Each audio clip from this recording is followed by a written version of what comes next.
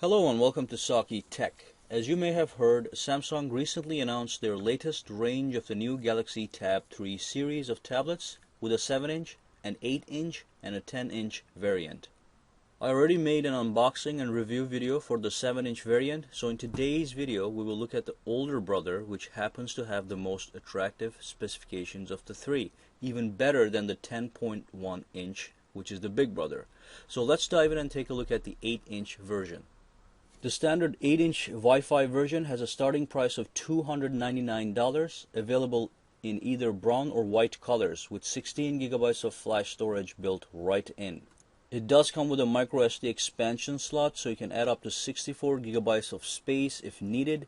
There is a cellular version of this tablet which can double up as a cell phone. However, it is only available internationally with no current availability in the US. You get a screen resolution of 1280 by 800 with a 188 ppi, the pixel per inch, and which compared to the iPad mini is actually higher. iPad mini has a resolution of 1024 by 768 with a low ppi density of 163. So you do get a sharper image on this Galaxy tablet. This tablet comes installed with the Android 4.2 Jelly Bean operating system, unlike its little brother. The 7-incher comes with 4.1. So you get 4.2 Jelly Bean here. It contains an Exynos 1.5 GHz dual-core processor, a 1.3 megapixel front-facing camera, and an auto-focusing 5 megapixel rear-facing camera. It is also equipped with an IR blaster, so it will work as a universal remote control on both your TV and cable box. Alright, so let's move on to the fun stuff and do an unboxing of this device and see what's inside. And I do like the neat packaging. It's a really nice presentation on all Samsung tablets. Okay, so there we go. And once we pull the things out of the box, you get a Galaxy tablet and you get a little accessory box. So let's go ahead and see what's inside that accessory box as well. Alright, so there it is. So that's everything in the box. You get the tablet, obviously, and then you get a white USB cable. You also get a wall adapter, and you get a quick start guide along with some coupon offerings. So let's do a quick tour of the actual tablet. Okay, so on the right you've got the volume rocker and the power button. On the top you've got the microphone jack. On the front top you've got the 1.3 megapixel front-facing camera and the smart sensor. On the back you've got the 5 megapixel camera, and then on the side here you've got the micro SD expansion slot. Below the display is a physical home button, and on the left you've got the menu capacitive button. On the right you've got the back capacitive button, and at the bottom you've got the micro SD slot with 2 speakers on each side. Alright, so let's peel off that little sticker and see what the build quality is like. Now the build quality is quite similar to all other Samsung devices that you're used to, such as the S4. There's a non-removable glazed plastic cover on the back and a silver trim around the device. The trim itself is also made of plastic. It's just rendered in silver. But overall, it does not feel like a cheap device until you put it next to one of those iPad minis that have brushed aluminum finish. But overall, you still get a premium feel, and it's nice to hold in your hand, and it definitely looks really pretty. Alright, so we can finally power on our device, and then you see the lock screen, and then you can swipe anywhere to unlock the screen and go to the home panel. Okay, so looks like I already set up the device. So when you power the device on for the first time, you see a Samsung logo. You have to log into your Google account, and you have to give the device a name and all that stuff, which is not that important. So once you do that, this is where you will come.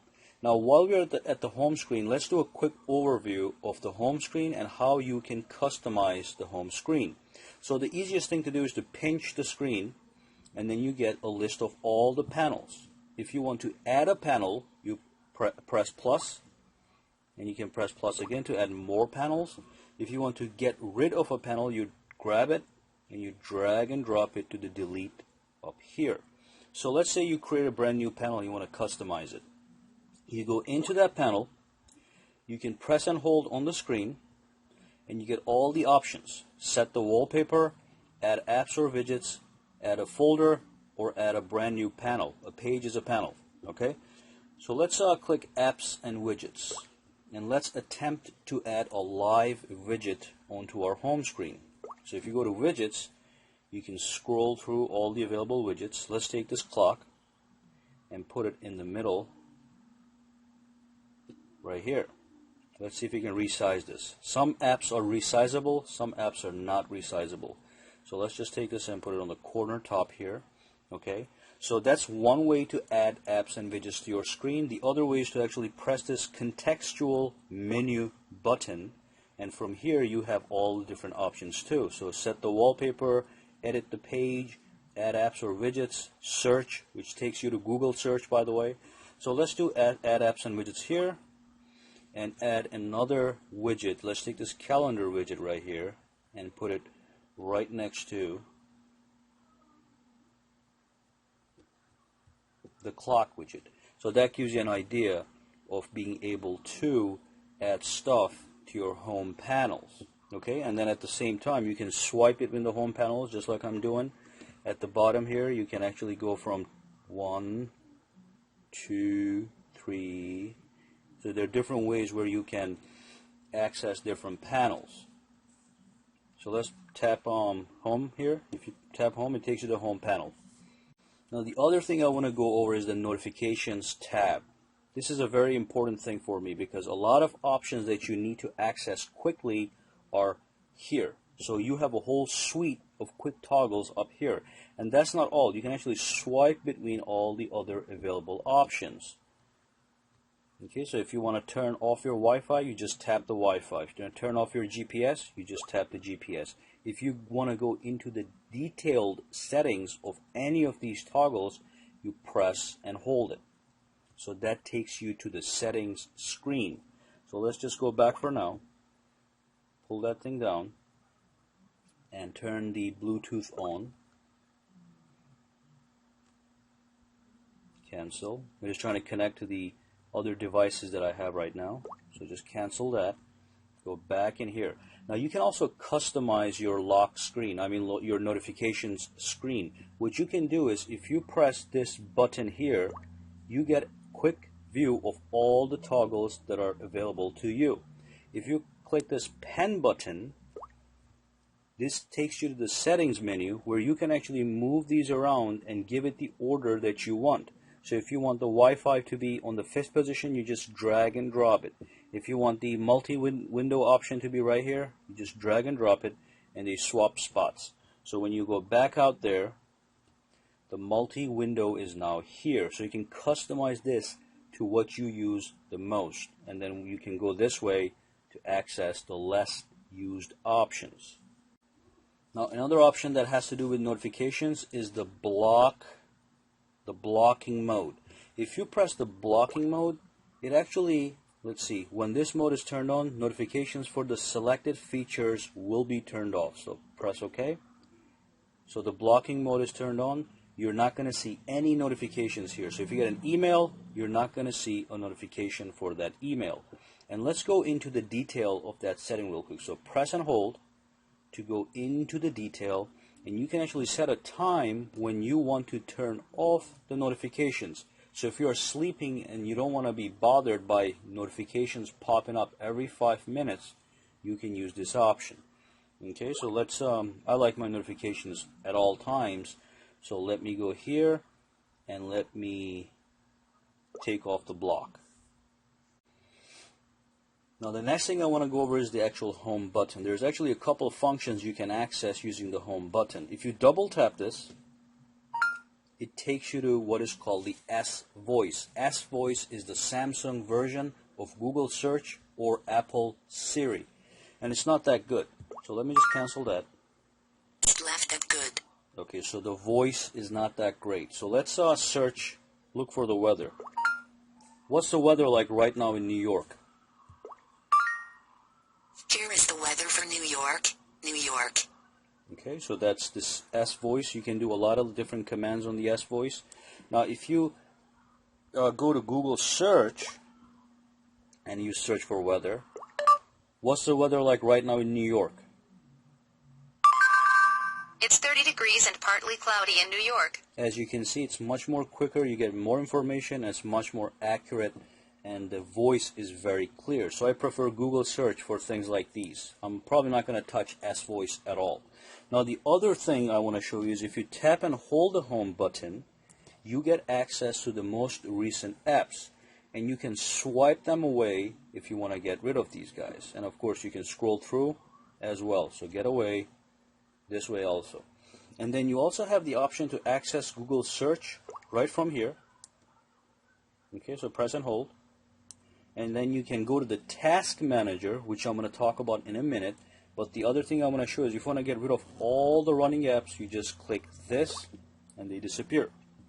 So let's go back in here, press and hold, and tap the task manager. So the task manager is going to take you to this nice little application that I like. This is Samsung specific, by the way. And what I like here is it shows you all the active applications, the downloaded applications if you have any, and the RAM manager, which can actually free up RAM if you clear the memory. So it says 25 applications closed, the RAM got cleared, so your device performs faster. You also have a storage manager here, so it tells you how much you're using, how much is available. Okay, so that's the task manager for Samsung. And those are the things you can do with the home button. Press and hold to get the recent app view. Double tap to get S-Voice. And if you're on a different screen, you just tap the home screen, it takes you to the home screen. And the other thing is you have a back button here, and you have the contextual menu button. So if you go into any app and you press this, you get options in reference to that app. Okay, so in the home screen you get options in reference to the home screen. And then from here you can go to the settings, which is every setting that you can make a change to in your Samsung device. And I like the layout. Okay, so this is the tablet layout. Alright. Now one of the really nice features of the Google search bar is you can search any app using the Google search. So if you tap Google search widget right there, and let's say you're looking for the gallery app. So you type in GA and the gallery app shows right up. And then other apps that start with GA is going to show up as well. And then you can access them right through here. So far we have nothing in the gallery. So there are several ways to access Google search. It is a useful function, so it's nice that you have different ways. So you can tap here and you can click search. Takes you to Google now. You can double tap here. Oops, I'm sorry, tap and hold and click Google to go to Google search. So if you like using Google search for everything, there are several ways to go and do that. Now the other thing I want to go over is what's called the multi-window feature, and it allows you to use two apps at the same time. So you can have two apps running on your screen, and you can drag and drop files between them if you have to. You can be watching YouTube videos here and taking a note down here. So let's take a look at that. So go down here and let's find the multi-window option. So the multi-window option, when you press this and go home, you can see a little arrow right here. If you press this arrow, these are all the apps that you can use in the multi-view, under the multi-view option. So let's say that you are on a website and you're looking at some numbers. So let's launch Chrome. No thanks. And then let's launch the calculator app. You drag and drop it anywhere, on the top or the bottom. And that's going to split the screen into two. So I could be up here looking at a website and trying to calculate something. I could have my calculator down here making the calculations. Okay, so that's perfect. And then if you tap this bar here, you can exit out, go back out here, grab another app. So you get the idea. So you can work with two applications at the same time. And some applications make it possible that you can interact with each other. So you can drag a file from here and drop it right here. So you can drag a picture from Chrome and drag it right here in the gallery. Okay, and again, if you type the bar, you get all these options. You can swap, so that switches the layout, or you can tap this bar and you can click this, and that makes this full screen one more time. Okay, so there's a multi-view window option, and if you go here, you can turn it on. Oops. You can turn it on and off by tapping this right here. So let's go back to home screen. Okay, some of the other things I want to look at. Let's go to apps here and then see what kind of apps we get. We get a whole suite of apps that come pre-installed, like the Flipboard, the Chrome app, and then you also have some Samsung specific applications like the Watch On app. I'm not going to go in there because it asks me to set the whole thing up. But this is the app which allows you to use your tablet as a full-featured touch screen remote control with your TVs. Okay, and if you have a Samsung Smart TV, you have other options, some enhanced options as well. Now there's one more option I want to go over. It's called the Smart Stay function, which actually tracks your eyeballs and makes sure that you're looking at the screen. If you are in fact looking at the screen never dims away, so it never shuts off automatically. So if you go here, okay, you scroll over here and you've got the, let me just focus on here real quick. You've got the Smart Stay function right here. It's going to turn it on or off. If you have it on, it's going to track your eyes. As long as you're looking at the screen does not dim away.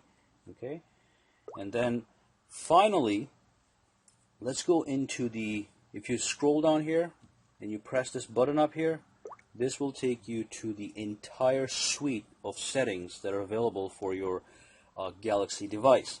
So let's just go over them quickly. You've got the blocking mode here. You can turn Wi-Fi and Bluetooth on and off real quick. You have the ability to see your data usage, and then you have some more settings here. Then you have the sound functions where you can tweak the sound for the system, the display function, set a wallpaper, do the multi-window view from here. You have a screen mode, so you can have an adaptive display. You have a dynamic standard and a movie display that you can pick. So if you pick the movie, the color changes up a little bit. Let's go back to standard.